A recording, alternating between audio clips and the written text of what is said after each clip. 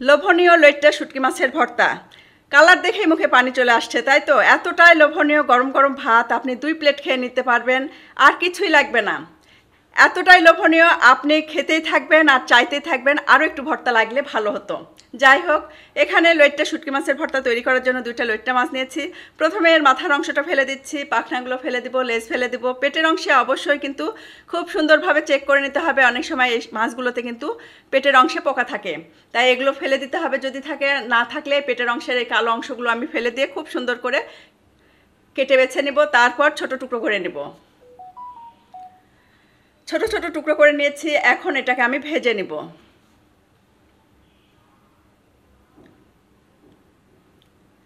টুকরো করা অংশগুলো আমি প্যানের ভিতর দিয়ে খুব সুন্দর করে ভেজে নিব, তবে কেয়ারফুলি করবেন যাতে পুড়ে না যায়।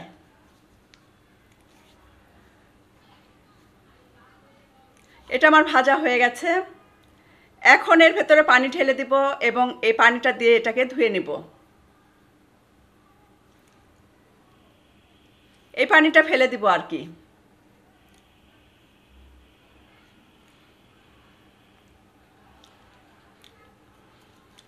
পানি ফেলে দিয়েছি, আবারও পানি দিয়ে এটাকে সিদ্ধ করে নেব।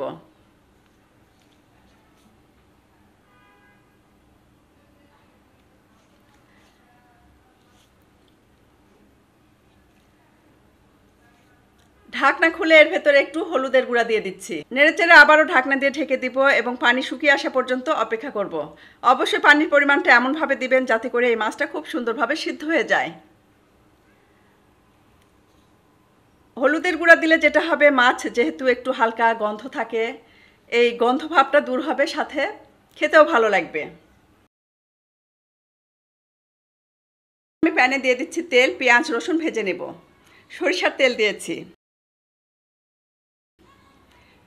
কুচি করে রাখা পেঁয়াজ আর রসুন থেতে করে নিয়েছি, সেটা দিয়েছি। খুব সুন্দর করে ভেজে নিয়েছি, নেড়েচেড়ে নামিয়ে নিয়েছি। এটা আমার হয়ে গেছে।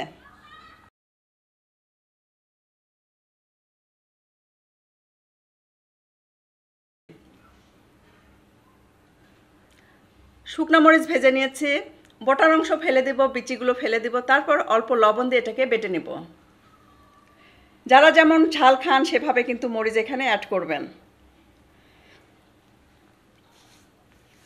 যেহেতু শুটকি মাছ বলে কথা, একটু ঝাল ঝাল স্পাইসি ভাব না থাকলে কিন্তু ভালো লাগবে না। বিচিগুলো ফেলে দিয়েছি, অল্প লবণ দিয়ে এটাকে এখন বেটে নেব।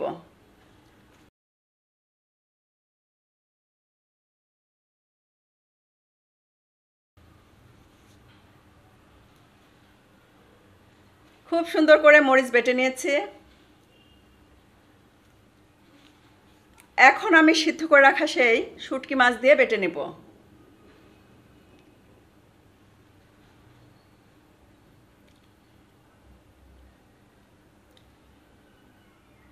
এটাও আমার বাটা হয়ে গেছে। পেঁয়াজ রসুন ভেজে রেখেছিলাম, সেটা দিয়ে দিচ্ছি।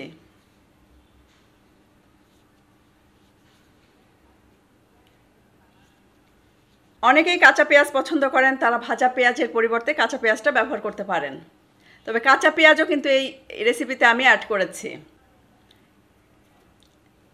এখন এর ভেতরে দিয়ে দিচ্ছি পেঁয়াজ কুচি, কাঁচামরিচ কুচি, ধনে পাতা কুচি।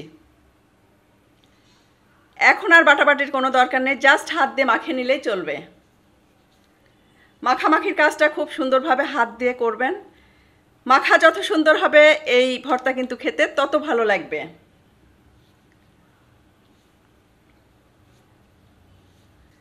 খুব সুন্দর করে হাত দিয়ে সব কিছু একসাথে মাখিয়ে দিব। এর ভেতরে যেটা দিতে হবে, লেবুর রস। অবশ্যই কিন্তু লেবুর রসটা দিতেই হবে।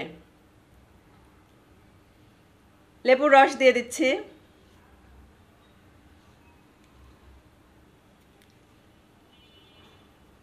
সরিষার তেল দিচ্ছি স্বাদ মতো। সরিষার তেল যত বেশি দিবেন ভর্তায়, তত কিন্তু ভর্তা খেতে ভালো লাগে। হাত দিয়ে সব কিছু একসাথে খুব সুন্দর করে মাখিয়ে নিচ্ছি। ভর্তা আমার রেডি হয়ে গেছে। পেঁয়াজ কুচি, কাঁচামরিচ, শুকনো মরিচ আর লেবু দিয়ে এটাকে সার্ভ করেছি। গরম গরম ভাতের সাথে এই ভর্তা কিন্তু খেতে অসম্ভব মজার ছিল। চাইলে আপনারা ট্রাই করতে পারেন। অবশ্যই কমেন্টস করে জানাবেন রেসিপিটি কেমন ছিল। ভালো লাগলে অবশ্যই লাইক কমেন্ট শেয়ার করবেন। ইনশাআল্লাহ আগামীতে আবারও দেখা হবে নেক্সট কোনো ভিডিওতে নতুন কোনো রেসিপি নিয়ে।